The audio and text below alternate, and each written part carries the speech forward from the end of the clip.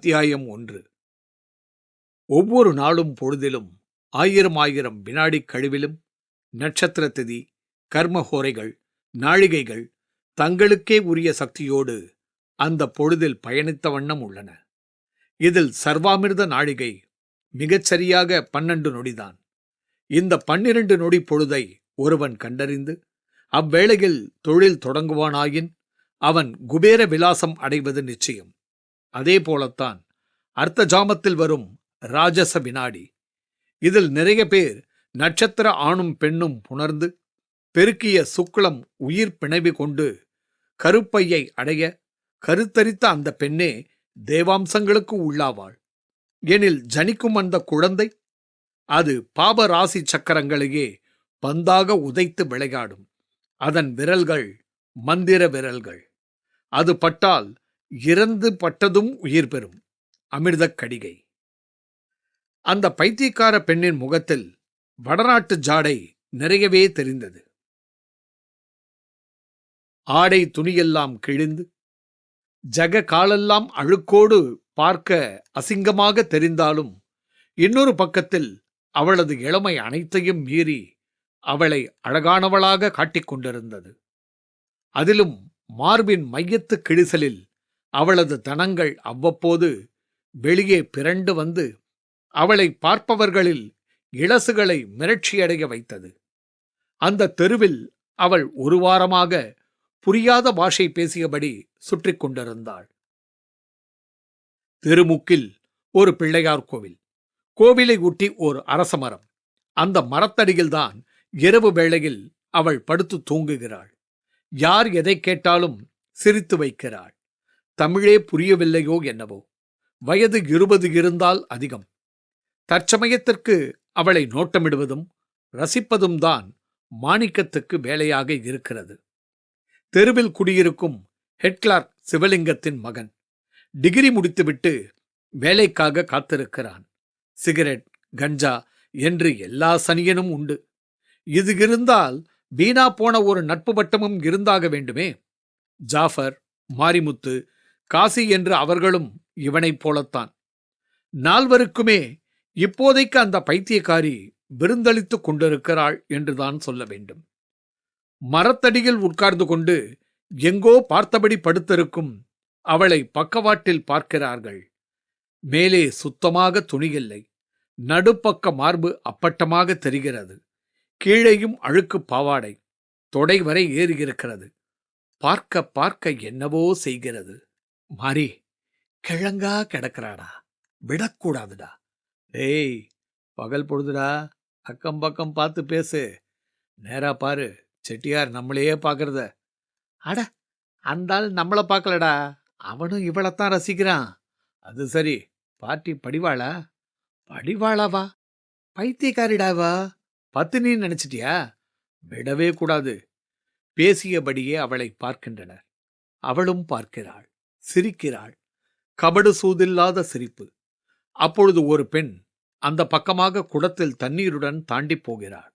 அவள் கண்ணிலும் அவள் ரவிக்கை கிழிசல் படுகிறது.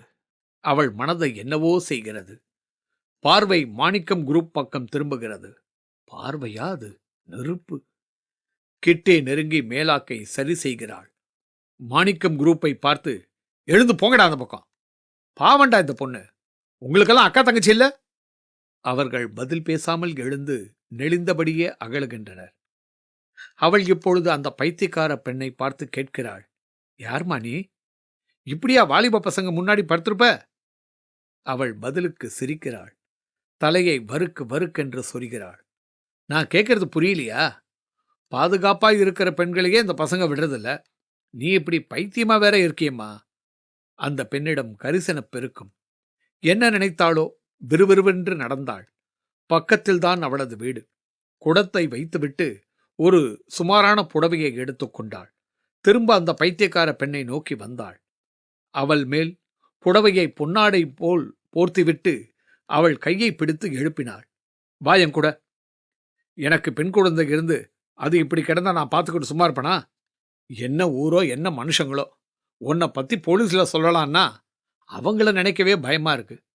முணுமுணுத்துக் கொண்டே அந்த பெண்ணை இழுத்துச் சென்றார். அந்த பெண்ணின் வீடு ஒன்றும் அத்தனை பெரிதல்ல. வீட்டுக்குள் பட்டு நெசவுத்தறி நின்றிருந்தது. அதில் அவளது புருஷன் மூர்த்தி அமர்ந்து நெய்து கொண்டிருந்தான். தன் மனைவி தெருவில் தெரிந்த பைத்தியக்கார பெண்ணை இழுத்துக்கொண்டு வீட்டுக்குள் நுழைந்து ஓர் அறைக்குள்ளும் நுழைந்து கதவை தாழிட்டதையும் பார்த்து தாடையை சொரிந்தான். அவன் தாடையில் 50 நாள் முடி, நெற்றியில் விபூதி சந்தனம், கழுத்தில் மலைக்கு மாலை போட்டிருந்தான். இடுப்பிலும் காவி வேட்டி. நெடுநேரம் நெசவு செய்யாமல் அரைக்கதவையே பார்த்து கொண்டிருந்தான். சில நிமிடங்கள் கழித்து அது திறந்து கொண்டது. உள்ளிருந்து அவன் மனைவியும் அந்த பைத்தியக்கார பெண்ணும் வெளியே வந்தனர். அந்த பைத்தியக்கார பெண் இப்பொழுது புடவையில் தலையெல்லாம் கூட திருத்தி வாரப்பட்ட நிலையில் தோன்றினாள். அவன் கண்களில் மிகப்பெரிய ஆச்சரிய விரிவு. என்ன வடிவு? சமூக சேவையா? ஆமாங்க, 1 வாரமா பார்க்கறேன். இதுக்கும் ஒரு இடமும் தெரியல. நம்ம சிவலிங்கம் சார் மகன் மாணிக்கம் அவன் கூட்டாளி பசங்களும் விடாம சுத்தி வரானுங்க. ஏதாவது பண்ணி வச்சாங்கன்னா நல்லாவா இருக்கும். சரி, மேற்கொண்டு என்ன பண்ண போற? தெரியலிங்க. இப்போதைக்கு பேசாம நம்ம வீட்டு திண்ணையிலேயே கிடக்கட்டும். அப்பால பேசிப்போம். நம்ம திண்ணையிலையா? ஆமாங்க, பார்க்க பரிதாபமா இருக்குங்க. இருக்கட்டுங்க. வடிவு கெஞ்சுவது போல பேசினாள். சரி, இருக்கட்டும் என்பது போல மூர்த்தியும் நெசவை தொடர்ந்து நெய்யத் தொடங்கினான். சரி, நீ போய் திண்ணையில உட்காரு. உனக்கு பாஷை தெரியாதா? வா காட்டுறேன் என்று கையை பிடித்து அழைத்துச் சென்றாள். அவள் அவனை பார்த்தபடியே சென்றாள். நிறைய சிரித்தாள். அத்தியாயம் 2. ஆள் செய்யாததை நாள் செய்யும். நாள் செய்த உயிர்ப்புகள்தான் நான் காமம் கொள்ளும் முன் காலம் கொள்ளுங்கள். கன்னியை அணைக்கும் முன் கண்ணியை அணையுங்கள். விபச்சாரியிடம் விந்து விடுகிறவன் அவளது பாவத்திடம் பங்கு பெறுகிறவனாவான். விந்து ஓர் அருட்பிரசாதம். பரமன் மிக அதிகம் அதில்தான் இருக்கிறான். உரிய சக்தியின் ஸ்ரோணிதத்தோடு பரமனை சேர்ந்தால் அணுபோல ஒரு சக்தி உருத்திரளும். அமிர்த கடிகை. மலை உச்சியில் இருந்த அந்த குடிசை மேல் சுரைக்கொடி படர்ந்திருந்தது. சுற்றிலும் கூட மூங்கில் தடுப்பு வேலி. குடிசைக்குள்ளும் வெளியேயும் திவ்யமான சாணி மெழுகள். பொதுவில் பார்க்க ஆசிரம லட்சணம். உள்ளே கூட ஒருவர் இருந்தார். நாம் பார்க்கும் மனிதராக இல்லை. அவர் உடம்பில் பொட்டு துணி கூட இல்லாதபடி நிர்வாணத்தில் இருந்தார். தலைமுடி சடை பிடித்து பின்னால் புட்டம் வரை தொங்கிக் கொண்டிருந்தது. தாடியும் கூட தொப்புள் தொட்டது. நெற்றியில் விபூதியோ குங்குமமோ எதுவும் இல்லை. சதா தாடியை நீவியபடியே படுத்து கிடப்பதுதான் அவர் வேலை. பசித்தால் சற்று வெளியே எட்டி பார்ப்பார். குடிசையைச் சுற்றிலும் பலாமரங்கள், கொய்யா மரங்கள், மூங்கில் வேலி, மேலும் கோவைப்பழம் பழுத்த கொடிகள். அவற்றை நெருங்கி 1-2 பழங்களை பீத்து வாயில் போட்டுக் கொள்வார்.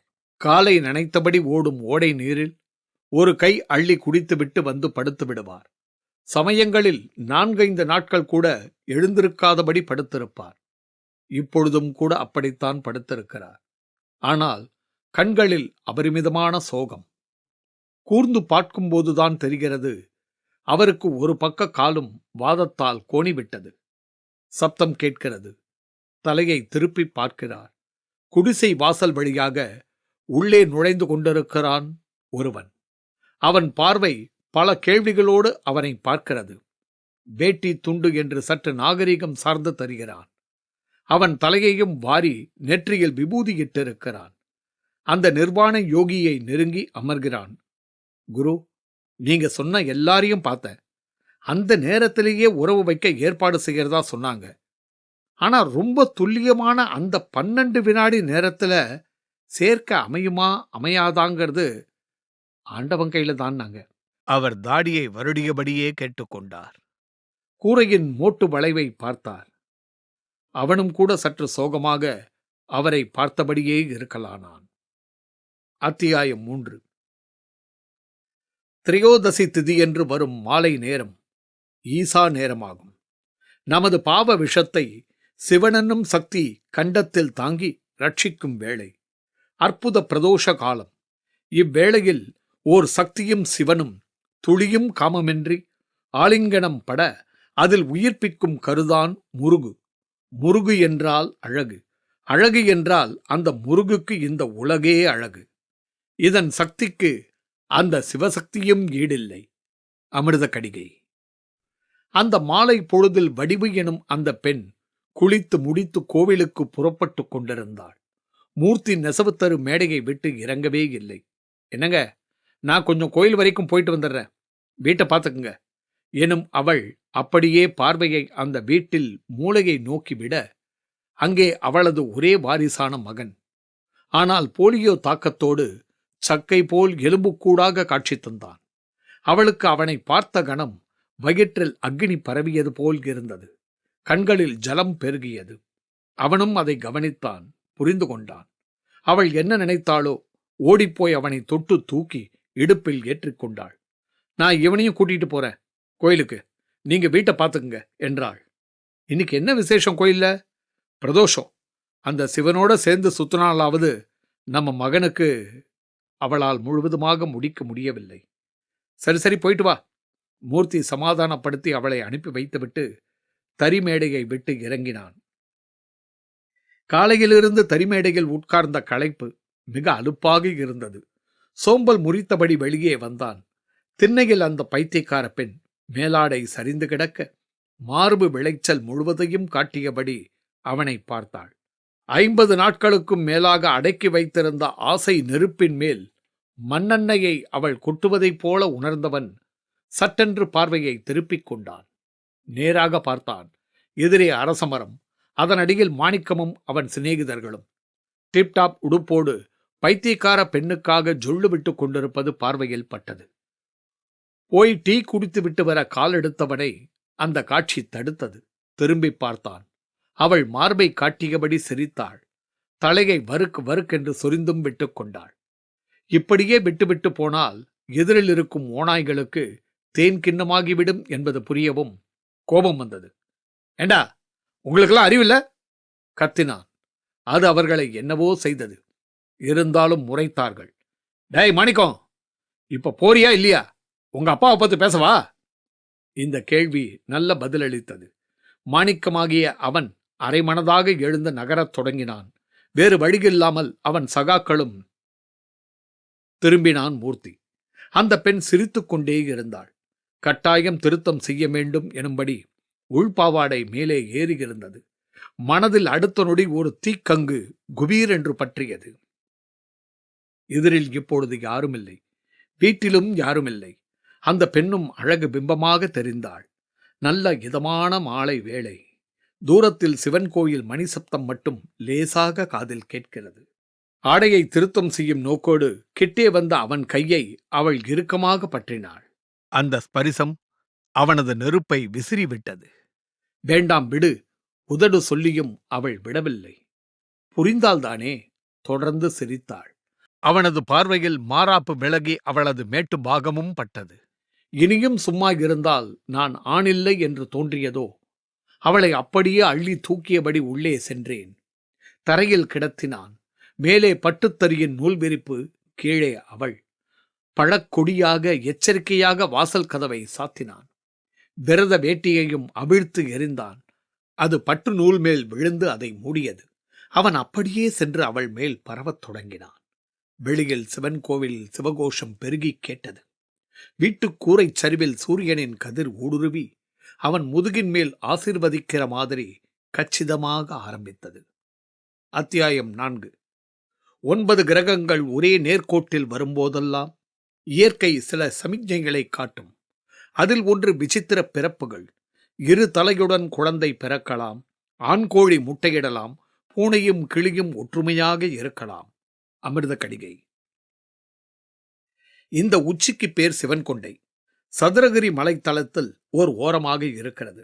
இங்கே நெல்லி மரங்கள் ஏராளம். அருவி வாய்க்காலும் உண்டு. ஆங்காங்கே விபூதி பச்சளை செடி. அதில் 2 நெல்லிக்கனி, 2 வாய் வாய்க்கால் தண்ணி போதும் இங்கிருக்கும் சிலருக்கு. இவர்களில் கங்காதரசாமிக்கு வயது எத்தனை என்று அவருக்கே தெரியவில்லை. சண்முகசாமியும் அதே கேஸ்தான். வாழ்ந்து பார்த்து குடும்பம் குட்டி என்றிருந்தவர்கள்தான் இவர்கள். ஜாதகம் வாழ்க்கையில் வெறுப்பை உருவாக்கி இப்படி மலையில் சாமியார் போல சுற்ற வைத்து விட்டது. சாமியார் என்றால் நகரத்து சாமியார் மாதிரி விபூதி வரவழைக்கும் சித்து ரகமில்லை இவர்கள். அதெல்லாம் இவர்களுக்கு ரொம்ப சாதாரணம். பசியை ஜெயித்து விட்டவர்கள். அரிசி, பருப்பு, உப்பு, புளி, காரம் எல்லாம் விட்டு எத்தனையோ வருடங்களாகிவிட்டது. 2 நாட்களுக்கு ஒரு முறை ஓர் அவுன்ஸ் அளவு சிறுநீர் கழித்தால் அதுவே அதிகம். அதை மருந்தாக நினைத்து வாங்கிச் செல்ல பல பளிங்கர்கள் உண்டு. ஆனாலும் இவர்களால் ஜெயிக்க முடியாத ஒன்றும் இருக்கத்தான் செய்கிறது. அது எவ்வனம். தலைமுடி நரைப்பதையோ உடல் சதை சுருங்குவதையோ கட்டுப்படுத்தவே முடியவில்லை இவர்களாலும். அதோடு இன்னொரு வித்தையும் வசப்படவில்லை. அதுதான் கூடுவிட்டு கூடு பாய்வது. அவ்விஷயத்தில் முயற்சி தொடர்ந்து கொண்டே இருக்கிறது. 2 சாமியார்களும் உடம்பிலிருந்து பிராணனை பிரித்து எடுக்க கற்றுக்கொண்டு விட்டார்கள். ஆனால் அதை இன்னொரு உடம்பில் புகுத்தும் வழிதான் தெரியவில்லை. இப்படித்தான் ஒரு முறை ஒரு நரி செத்து கிடந்தது. அதனுள் புகுந்து பார்க்க மிகவும் ஆசைப்பட்டார் சண்முகசாமி. பக்கத்தில் உடம்பை சாய்த்து உயிரையும் வெளியே கொண்டு போய் விட்டார். ஆனால் எத்தனை முனைந்தும் நரியின் செத்த உடலுக்குள் பதியவே முடியவில்லை. அதன் சுவாசப்பைக்குள் போய் காற்றாய் பொங்கி துடிப்பை உருவாக்க பார்த்ததும் முடியாமல் போய்விட்டது. போகிறது என்று திரும்பி வந்து தன் உடலிலாவது நுழைவோம் என்று நுழைந்து கொண்டார். வெளியே சொன்னால் நம்ப மாட்டார்கள். ஏதோ அம்புலி மாமாவில் வரும் குழந்தைகள் கதை போல இருப்பதாக சொல்வார்கள். யார் எப்படி நினைத்தாலும் அதிசயங்கள் அங்கங்கே நடந்து கொண்டுதான் இருக்கிறது. இந்த மாதிரி பல அதிசயங்களை பற்றி அவர்கள் வசிக்கும் ஆசிரமத்தில் உள்ள அமிர்த கடிகையிலும் உள்ளது. அவ்வளவும் பனை ஓலையில் எழுதப்பட்டவை. எழுதியவர் பெயர் ஜனகரிஷி என்று உள்ளது. அப்படி வாசிக்கையில் பல தகவல்கள் தெரிய வந்தன. 2000 வருடத்தை கலியுகத்தில் ஓர் முழு கட்டமாக கருதுகிறது அந்த சுவடி. இந்த 2000 வருடத்தில் பூமியில் என்னவெல்லாம் நடந்து முடிந்திருக்கும் என்று கூறியிருக்கிறது. மேல்நாட்டு ஞானி நாம்ஸ்டர்டாம் போலத்தான் என்றும் கூறலாம். அதில் முக்கியமானது வானில் துளை விழும் என்பது. அதுதான் விழுந்து விட்டதே. ஓசோன் படுக்கை ஓட்டை. அடுத்து பருவம் மாறி மாறி மழை பெய்யும் என்பது. இதுவும் உண்மைதான். இதற்கடுத்து வரிசையாக வருகிறது எல்லை பற்றி எரியும். பலர் எல்லோரும் இருந்தும் அனாதை பிணமாவர். அவர்களது கர்ம காரியங்கள் காலம் தப்பி செய்யப்படும். கலவரம் மிகுந்த உயிர் சேதங்கள் ஏற்படும். கருப்பு வேட்டி கட்டும் பக்தர் கூட்டம் அதிகரிக்கும். பக்தி அதிகமாகும். இப்படி எவ்வளவோ. இதில் பிரதானம் குரங்கு போல முகமும் பாலுவாக மனிதனும் பிறப்பான். இது வடக்கில் நிகழும். தெற்கில் மந்திர விரல் கொண்ட குழந்தை ஒன்று தாயும் தந்தையும் இன்றி பிறக்கும் என்பதுதான். தாயும் தந்தையும் இல்லாமல் ஒரு குழந்தை பிறப்பதா? அது எப்படி? இந்த சிந்தனையில்தான் இருக்கின்றனர் சண்முகசாமியும் கங்காதரசாமியும். அது எப்படி என்பதுதான் அவர்களது யோக புத்திக்கும் அகப்படாத விஷயம். ஆனால் அந்த குழந்தை பிறக்கப் போகும் தேதி முதற்கொண்டு அமிர்த கடிகை துல்லியமாக கூறுகிறது. அதாவது வரும் நவராத்திரியின் இறுதி நாள். இறுதி நாளிலும் கூட 9 மணி 9 நிமிடம் 9 வினாடியில் 9ஆம் தசமத்தில் பிறக்கும் என்கிறது கடிகை. அப்படி அன்று பிறக்க வேண்டும் என்றால் எப்பொழுது கருக்கொள்ள வேண்டும்? 9 மாதம் 9 தேதியை கழித்து யோக தாரைகளையும் கிரக வளங்களையும் கூட்டி கழித்தும் பார்க்கும்போது சண்முகசாமிக்கு சிலிர்த்தது. கங்காதரசாமியை பார்த்து கூவினார். கங்காதரசாமி, பிறக்க போற குழந்தைக்கு இப்ப, அதாவது நானும் நீங்களும் பேசிக்கிட்டு இருக்கிற இப்ப கருக்கொள்ளணும்யா. இப்ப கருக்கொண்டாதான் நம்ம கடிகையில சொன்ன நேரத்துல பிறக்க முடியும் என்று உரக்க சொல்கிறார் சண்முகசாமி. அப்படியா? அப்ப பிரார்த்திப்போம். அது நல்ல விதமா பிறக்கட்டும். ஆமா, அந்த மந்திர விரலால் என்னென்ன செய்ய முடியும்னு சொல்லியிருக்கு? மூலிகை மருந்தே இல்லாம எல்லா வியாதியையும் தீர்க்க முடியுமா? எறும்பு, கரப்பான், அணில் போன்ற சிற்றுயிர்களை இறந்திருந்தாலும் உயிர்ப்பிக்க முடியுமா? அப்புறம் நம்மை போன்ற சாமியார்களுக்கு சர்வ சித்தியையும் அந்த குழந்தையால தர முடியுமா? இது போல ஒரு குழந்தை 12,000 வருஷத்துக்கு முந்தி பிறந்ததாமே. இருவரும் ஏட்டை படித்துவிட்டு மிகவும் உணர்ச்சி வசப்பட்டு பேசினார்கள். மாலை பொழுதை இருட்டு விழுங்க ஆரம்பித்திருந்தது. அத்தியாயம் 5. உலகம் ஓர் அதிசய சுரங்கம். பிறப்பு என்பது சிவசக்தியின் கூட்டு. ஒரு பசுவின் வயிற்றில் பெண் குழந்தையும் ஓர் முதலையின் வயிற்றில் மீன் குஞ்சும் கூட இங்கே நிகழும். புணராமலும் கருவுறுதலும் ஒரு நாள் நிகழும். இவை 1000, 2000, 3000 என்ற காலகட்டத்தில் ஆங்காங்கே தீர்மானிக்கப்பட்டு ஓர் அதிசயமாக நிகழ்ந்து பேசப்படும். அமிர்த கடிகை. கோவிலுக்கு போய்விட்டு திரும்பிய வடிவு கையில் பிரசாதம் இருந்தது. திண்ணையில் எப்பொழுதும் இல்லாமல் படிபார்க்கும் அந்த பைத்தியக்கார பெண்ணுக்கு கரிசனத்தோடு பிரசாத விபூதியை எட்டுவிடுகிறாள். ஏதோடி அம்மா, இது இடப்படுற நேரமாவது நீ நல்ல விதமா பேசி யாரு என்ன ஏதுன்னு தெரிய வரட்டும் என்றபடி உள்ளே நுழைந்தாள். உள்ளே மூர்த்தி திருட்டு பார்வையோடு, என்ன பண்ணிக்கிட்டு இருக்கீங்க? என்னது? வேர்த்து கொட்டி பார்க்கவே ஒரு மாதிரியா இருக்கீங்க. கேட்டுக்கொண்டே அவனுக்கும் விபூதியை ஏட்டுவிட்டாள். அவனுக்கு கூசியது. மனசில் குற்ற உணர்வு. சரி, இவனை கொஞ்சம் பிடிங்க.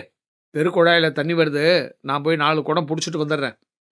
பையனை மூர்த்தியின் கைகளில் திணித்துவிட்டு உள் ஓடினாள் அவள். மூர்த்தி தன் மகனை பார்த்தான். முகத்தில் தெய்வீக லட்சணம். ஆனால் கையும் காலும் முருங்கைக்காய் போல லொடலொடவென்று கொள்ளி போட்டு குளம் தழைக்க வைக்க வேண்டியவன்.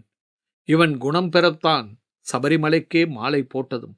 அப்படி மாலை போட்ட தருணத்தில் இப்படி ஒரு பெண் கண்ணில் பட்டு கனலில் தள்ளிவிட்டதையும் என்னவென்று சொல்வது? கண்களில் நீர் திரையிட்டது. உள்மனதில் போராட்டம் ஆரம்பமாகிவிட்டது.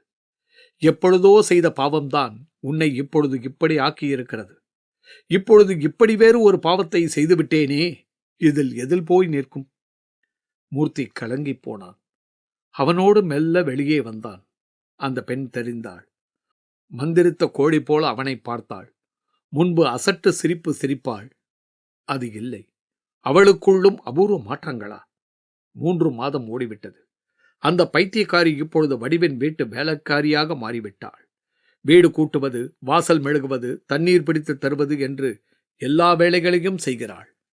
பைத்தியம் போல மோட்டு வளையை வெறிப்பது, ஆடைகளை கிழித்து விட்டுக் கொள்வது, அசுர சிரிப்பு சிரிப்பதெல்லாம் மாறிவிட்டது.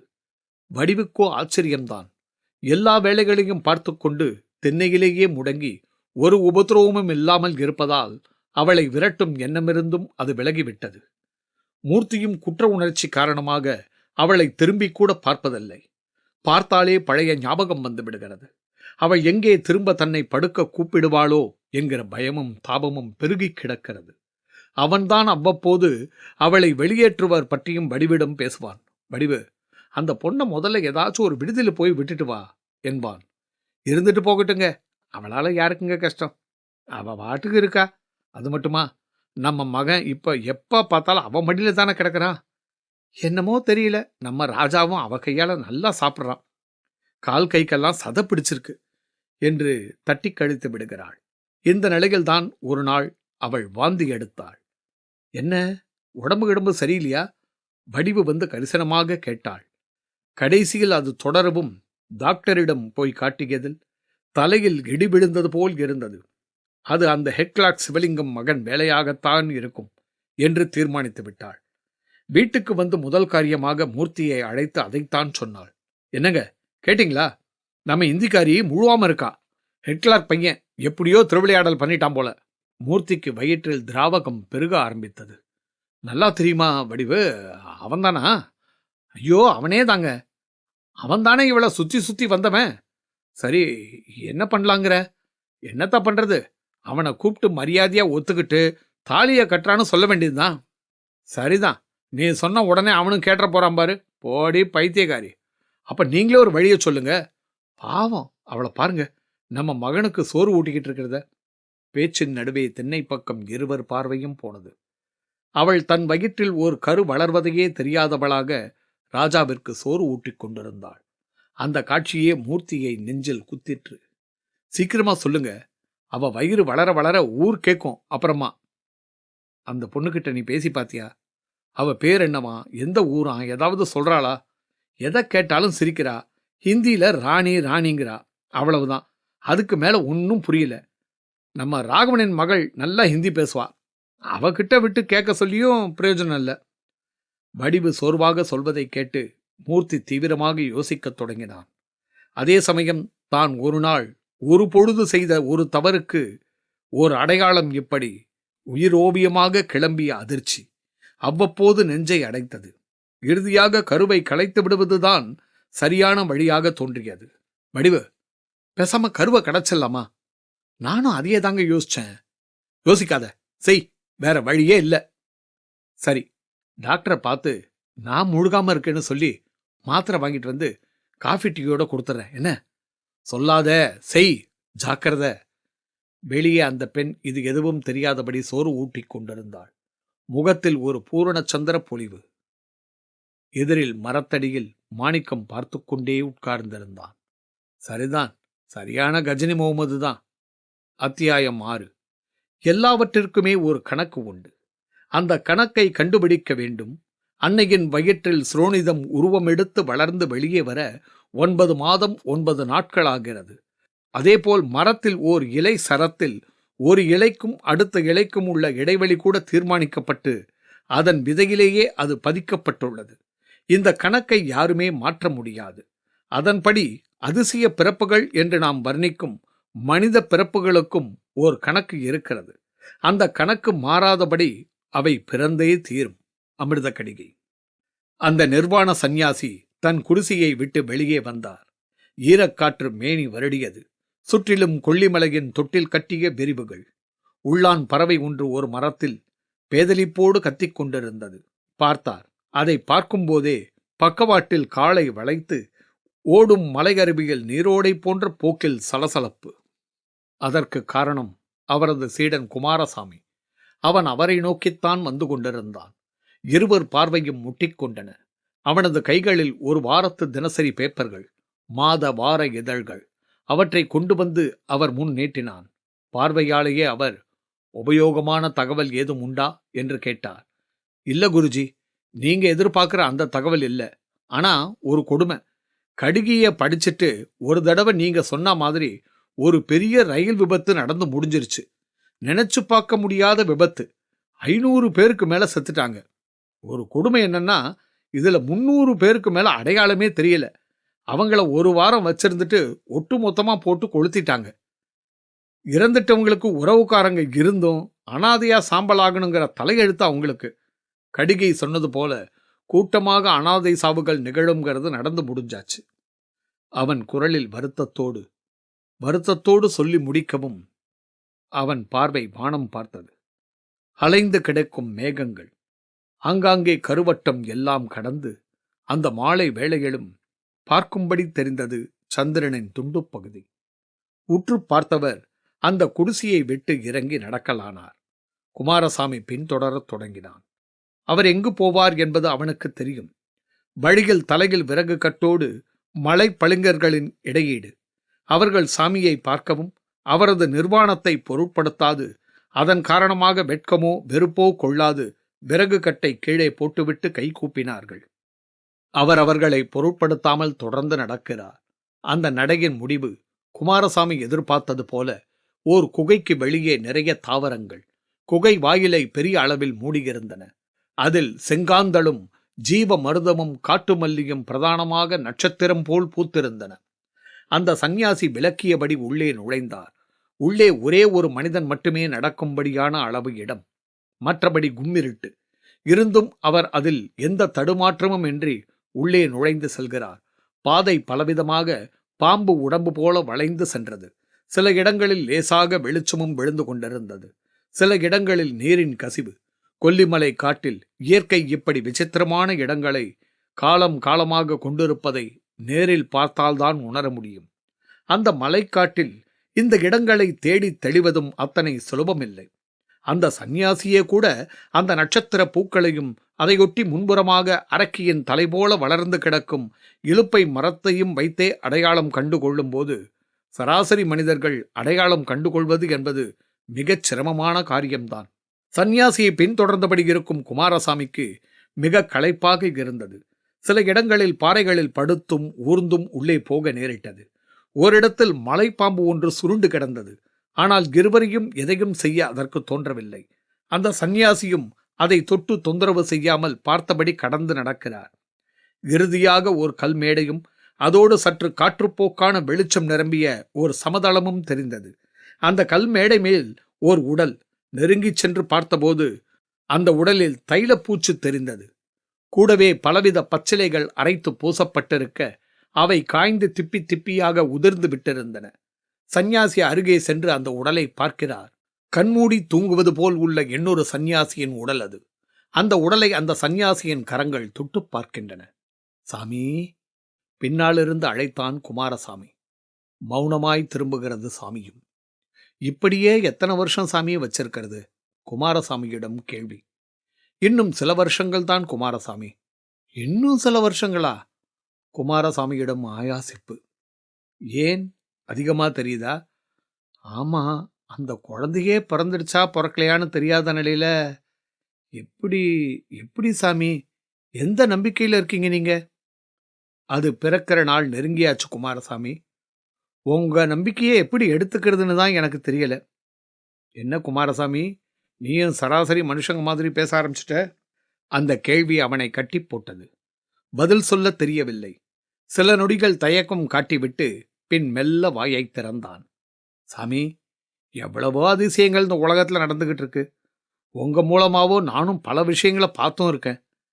ஆனா எங்கேயும் செத்தவங்க பிழைச்சதாகவோ ஒரு பொணத்துக்கு உயிர் வந்ததாகவோ கேள்விப்பட்டதில்ல. அப்படி நடக்கும்னு எனக்கு தோணல. நடக்கும், நிச்சயம் நடக்கும். நீ பார்க்க தான் போற. தாயும் தந்தையும் இல்லாம ஒரு குழந்தை பிறக்கும். அப்போ நீ நான் சொன்னதை நம்புவ. அது எப்படி சாமி? தாயும் இல்லாம தந்தையும் இல்லாம ஒரு குழந்தை பிறக்க முடியும்? எனக்கும் அந்த கேள்வி உண்டு. ஆனா எனக்கு உன்ன மாதிரி அவநம்பிக்கை கிடையாது. நான் நம்பிக்கையோட பார்த்தபடியே இருக்கேன். அப்படி ஒரு குழந்தை பிறந்து அது வளர்ந்து தனது மூலமா என் குருநாதர் சடலத்துக்கும் உயிர் வரும்.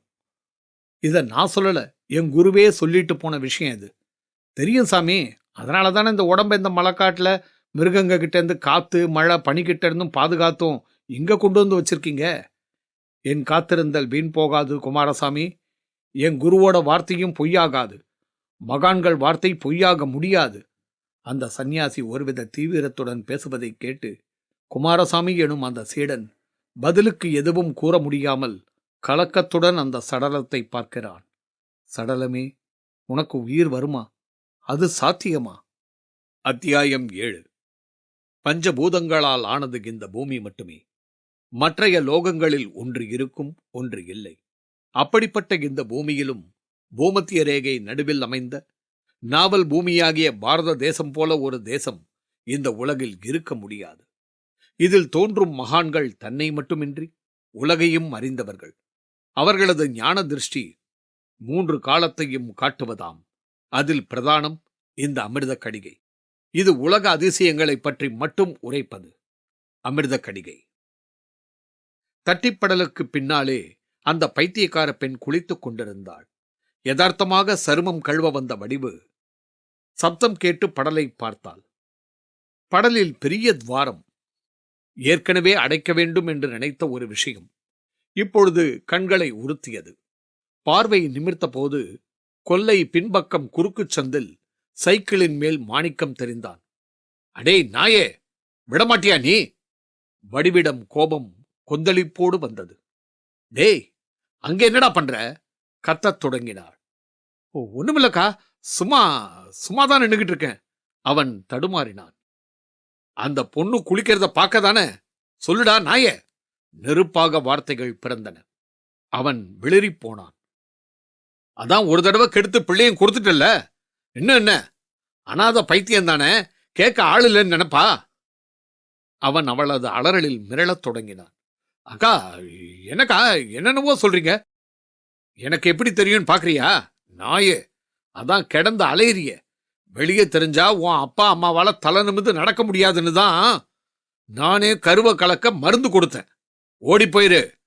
இனிமே நீ இவளை பாக்கிறத பார்த்தேன், நேரா உன் அப்பா அம்மா கிட்ட இந்த பொண்ணோட வந்துருவேன். ஆமா. வடிவு கொல்லையில் நின்று கத்தும் சத்தம் வீட்டினுள் நெசவுத்தறியில் அமர்ந்து நெய்தபடி இருக்கும் மூர்த்தி காதில் விழுந்தது. தரிமேடையை விட்டு எழுந்து வந்து பார்த்தபோது வடிவுதான் கத்திக் கொண்டிருந்தாள். அவனை காணவில்லை. சிட்டாக பறந்து விட்டிருந்தான். என்ன வடிவு? யார் கூட பேசிக்கிட்டு இருந்த? அதான் அந்த மாணிக்கம் பொறுக்கியோட தான். உள்ளர ராணி குளிச்சுக்கிட்டு இருக்கா. பின்னால நின்று ஐயா ஜொல்லு விட்டுக்கிட்டு இருக்காரு. இவன் கண்ண பாம்பு புடுங்க. வடிவின் வெடிப்பு மூர்த்தியை குத்தியது. சரி சரி, உள்ளவா. சமாளிக்க பார்த்தபோது ராணி குளித்து முடித்துவிட்டு தட்டிப்படலை திறந்து கொண்டு வெளியே வந்திருந்தாள். கிழிந்த புடவையை கசமுசாவென்று சுற்றி கொண்டிருந்தாள். ஊடே புடைத்த வயிறு நன்றாக தெரிந்தது. மூர்த்தியும் சரி, வடிவும் சரி, அதை நன்றாக பார்க்க முடிந்தது. வடிவுக்கு பக்கென்றது. ராணி மிரளப் பார்த்தாள். வடிவு கிட்டே நெருங்கினாள். அவளது வயிற்றை உற்று பார்த்தாள். உடனேயே அவளது கரங்கள் வேகமாக புடவையை இழுத்து மூடி சரி செய்தன. பார்வை அப்படியே மூர்த்தியின் பக்கம் திரும்பியது. அவன் பார்வையிலும் கலக்க வெப்பம். சரி, நீ உள்ள போ. அவளை உள்ளே அனுப்பிவிட்டு கணவனை நெருங்கியவள் குரலில் சுரத்தே இல்லை. என்னங்க, என்ன வடிவு, கொடுத்த மருந்து சரியா வேலை செய்யல போல இருக்குதே. நானும் அப்படித்தான் நினைக்கிறேன். ஐயோ, இப்ப என்னங்க பண்றது? இதுக்குதான் அவளை ஏதாவது விடுதியில கொண்டு போய் விட்டுருன்னு கேட்டியா? மூர்த்தியின் குரலில் கடுமை தெரிந்தது. இப்ப என்னங்க பண்ணலாம்? அவனுக்கு சட்டென்று ஓர் எண்ணம் தோன்றியது. வடிவு, இப்ப கூட ஒன்னும் கெட்டு போயில்ல. கொல்லிமலையில ஒரு அநாத ஆசிரமம் இருக்கு, அங்க கொண்டு போய் இவளை சேர்த்துருவோம். வடிவால் மறுக்க முடியவில்லை. ஆமா, அங்க இந்த நிலைமையில சேர்த்துக்குவாங்களா? எய்ட்ஸ் வந்தவங்களையே சேர்த்துக்கிறாங்க, இதென்ன? சரிங்க, அப்படியே செஞ்சிருங்க. வடிவு தன் சம்மதத்தை தெரிவிக்கும் போது குரலில் சுரத்தே இல்லை. ஒரு துணிப்பையில் சில புடவை ரவிக்கைகள், கொஞ்சம் பலகாரம் என்று அடக்கி அதை ராணியிடம் நீட்டும்போது ராணியின் கண்கள் கலங்கி விட்டிருந்தன. அழுவாத ராணி, இனி நான் உன்னை இங்க வச்சுக்க முடியாது. முன்னைக்கு நீயும் எவ்வளவோ பரவாயில்ல. என் வீட்டுக்காரர் உன்னை ஒரு நல்ல இடத்துல தான் சேர்த்து விட போறாரு. தைரியமா போ. விசும்பாத குறையாக அவள் சொல்லும்போது ராணி உடைந்து போய் அழுகின்றாள். பக்கமாக நின்று கொண்டிருந்த மூர்த்திக்கு அந்த காட்சி என்னவோ செய்தது. அன்று அவன் செய்த தவறு பிறண்டு எழுந்து மார்பில் குடைந்தது. இப்ப கூட ஒன்னும் ஆயில்ல. உன்னை கெடுத்தது யாருன்னு சொல்லு, அந்த மாணிக்கம் தானே? ராணி அந்த கேள்விக்கு பதிலேதும் சொல்லவில்லை. திரும்பி மூர்த்தியை பார்த்தாள். அவரை ஏண்டி பாக்குற? நான் சொல்றது புரியுதில்ல. நிமிண்டினாள். மூர்த்தி வேகமாக கத்தரித்தான். என்ன வடிவு நீ? தும்ப விட்டுட்டு வாழை பிடிக்க பாக்குற? அவன்தான் இவ சொன்னா அவங்க வீட்டுல ஒத்துக்குவாங்களான்னு? நாம ஏதோ பழி போடுறதாதான் நினைப்பாங்க. இவ்வளவு நாளா ஏன் இத சொல்லல? யார் மேல பழி போடலான்னு தேடிக்கிட்டு இருந்தீங்களான்னு திருப்பி கேட்பாங்க. விடு அந்த பேச்ச. அதான் ஆசிரமத்துல சேர்க்கறதுன்னு முடிவாயிடுச்சுல்ல. வேகமாக பேசியபடி அவளை அழைத்து கொண்டு நடக்கத் தொடங்கினான். வாசலை தாண்டும் போது குழந்தை ராஜா தனது ஊனக்கால்களோடு அக்கா என்றபடி ராணியை பார்த்து கொண்டு ஊர்ந்து வந்தான். ராணி ஓடிப்போய் அவனை தூக்கினாள். பெற்றவளைப் போல கன்னம் கழுத்து என்று முத்தமிட்டாள். கண்களில் கண்ணீரையும் வழியவிட்டாள். வடிவை அந்த காட்சி என்னவெல்லாமோ செய்தது. பாவி பெண்ணு, நீ என் தங்கச்சியா இருக்கக்கூடாதா?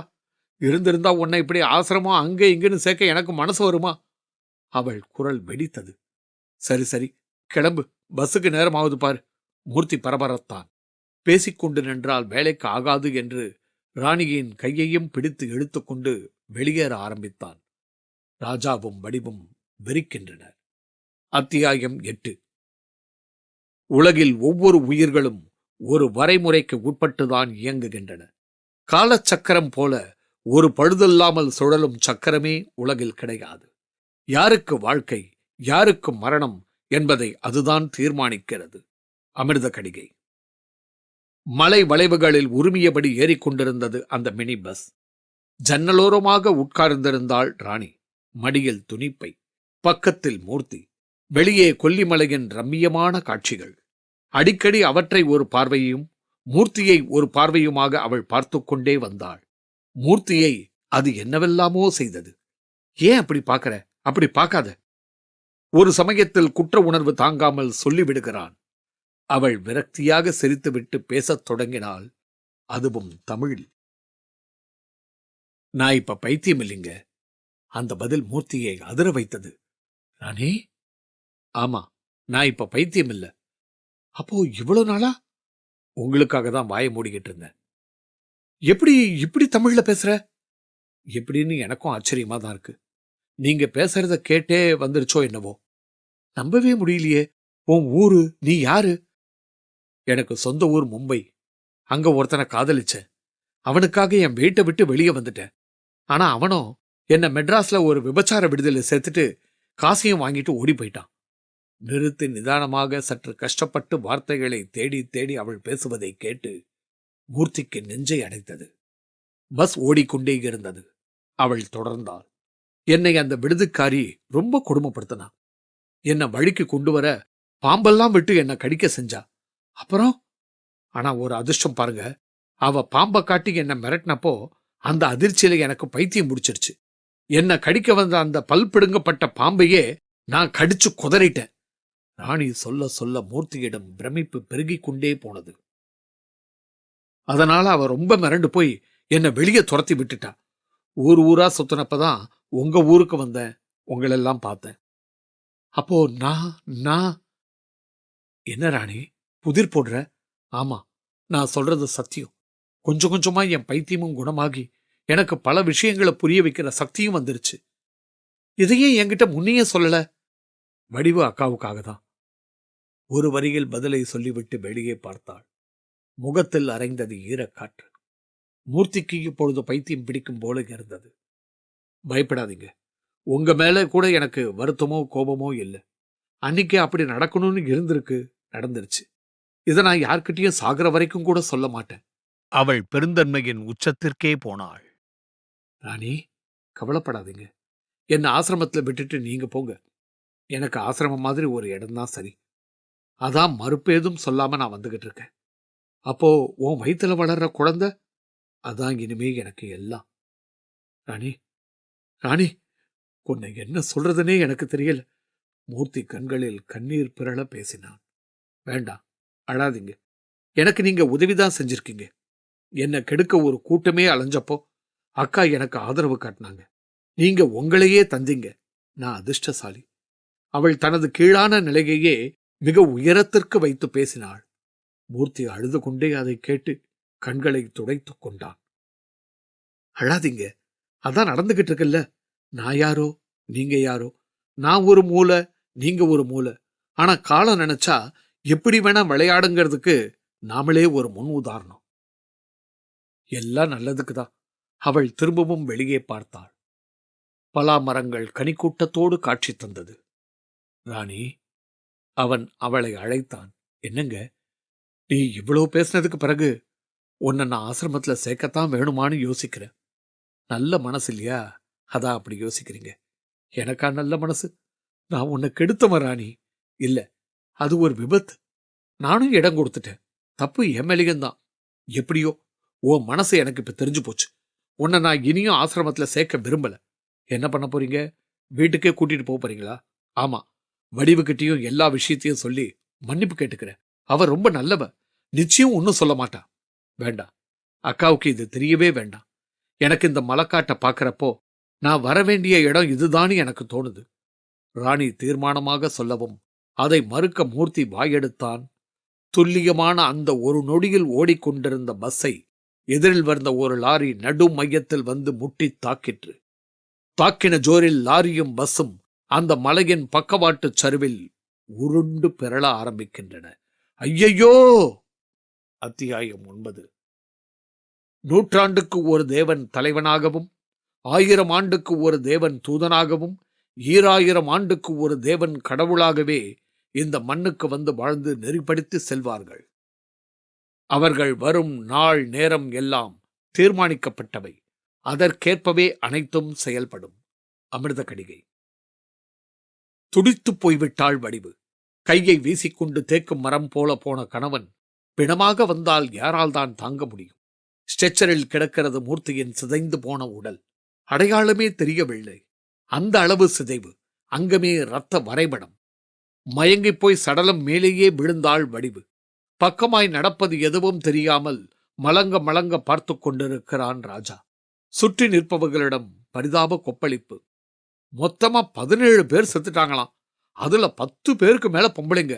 அவங்கள 4 பேர் அடையாளம் சுத்தமா தெரியல. போலீஸ் மண்டைய பிச்சுக்கிட்டு இருக்காங்க. நல்ல வேளை நம்ம மூர்த்தியை அடையாளம் பார்க்க முடிஞ்சுச்சே. கூட்டத்தில் ஒருவர் விபத்துக்கு விளக்கம் கொடுத்து கொண்டிருந்தார். மூர்த்தி அந்த பைத்தியக்கார பொண்ணோட போனதா சொன்னாங்களே, அவ யாருக்கு தெரியும்? அவ உசுரோட இருக்காளோ இல்ல அவளும் போய் சேர்ந்துட்டாளோ? அந்த சாமிக்கு தான் தெரியும். துண்டை வாயில் பொத்திக் கொண்டு அழுதவாறு வீதியே வேடிக்கை பார்க்கிறது. என்ன ஒரு கொடுமை! காலம் இப்படி கூடவா விளையாடும்? அது சரி, ராணி. அந்த நிர்வாண சந்நியாசி முன் நின்று கொண்டிருந்தான் குமாரசாமி. வழக்கம் போல டவுன் பக்கம் போய் தினசரி வார பத்திரிகைகளை வாங்கி வந்திருந்தான். வாங்கி வந்ததில் மலையில் நடந்த ஒரு விபத்து பெரிதாக விவரிக்கப்பட்டிருந்தது. சாமி, நம்ம மலையில இப்படி நடந்துடுச்ச சாமி. அநியாயமா ஒரு பஸ் கவுந்து 17 பேருக்கு மேல செத்துட்டாங்க. சொல்லும் போதே சோகம் கொட்டியது. குமாரசாமி பேச்சில் சந்நியாசி நிமிர்ந்து அவனை கூர்மையாக பார்த்தார். பின் சிரித்தார். என்ன சாமி சிரிக்கிறீங்க? சிரிக்காம, நம்ம மலையில இப்படி நடந்துச்சேன்னு உங்களுக்கு வருத்தமா இல்லையா? வருத்தப்பட்டு ஆக போறதுன்னு குமாரசாமி. சரிதான், நீங்க தான் ஆசையெல்லாம் விட்டவங்களாச்சே. இதை உங்ககிட்ட நான் இப்படி பேசியிருக்க கூடாதுதான்.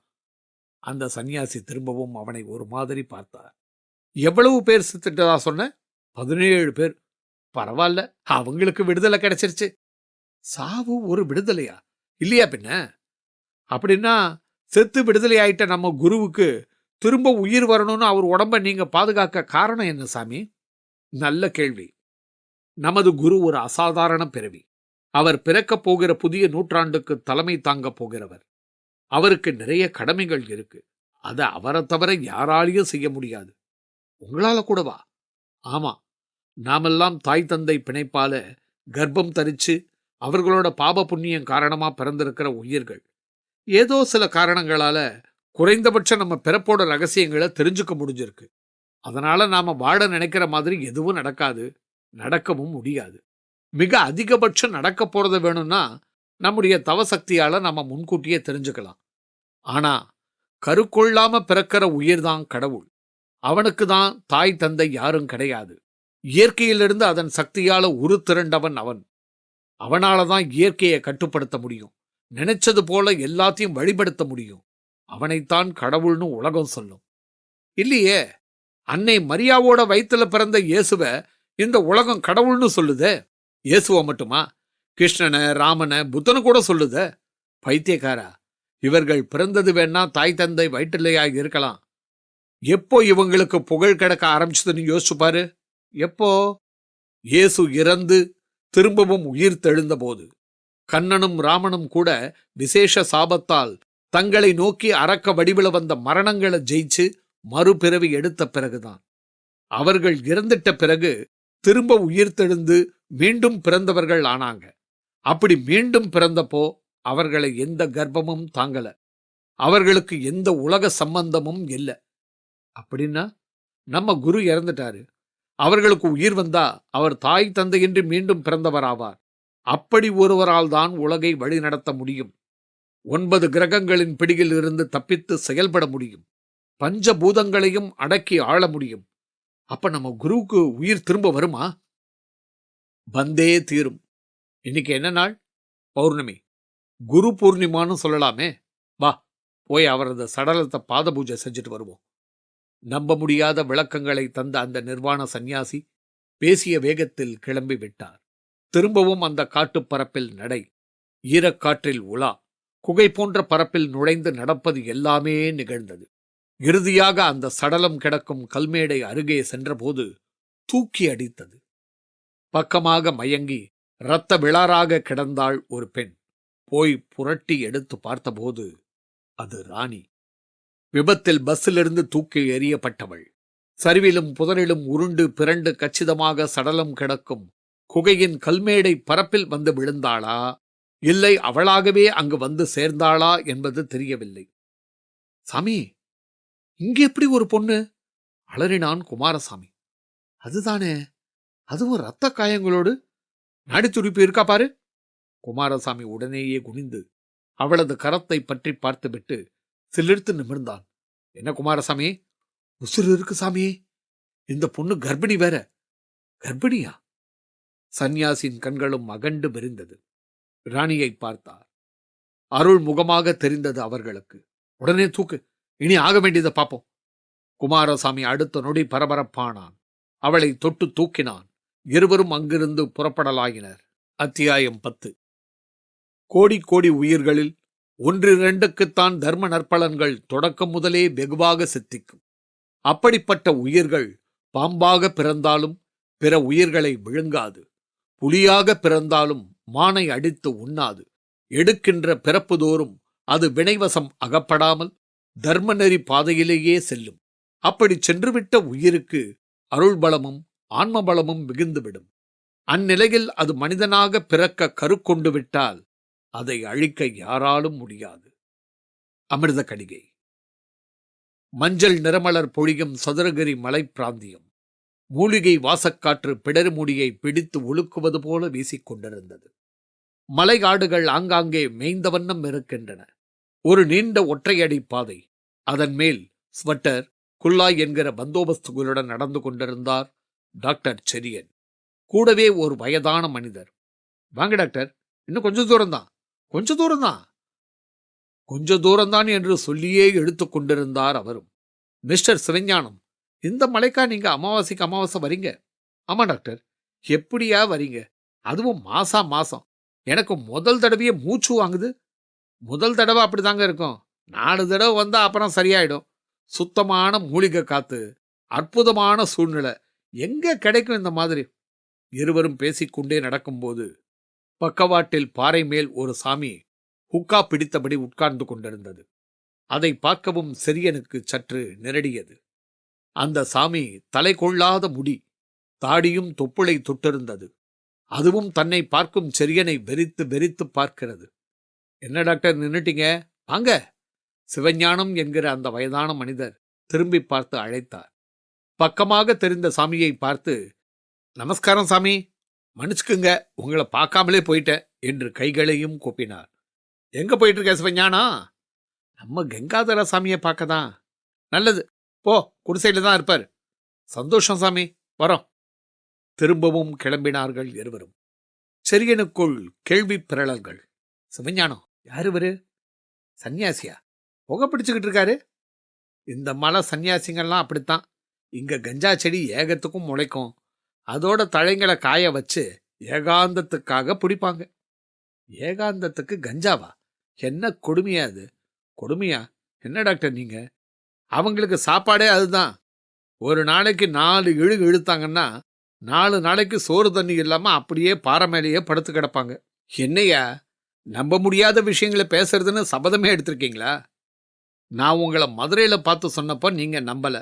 சரி வாங்க டாக்டர், நேர்லயே காட்டுறேன்னு கூட்டிட்டு வந்து கண்ணுக்கு எதுக்க காட்டிக்கிட்டே இருக்கேன். இப்ப கூட நம்பலனா எப்படி டாக்டர்? சிவஞானன் வசமாக பீடிகை போட்டார். உண்மைதான்.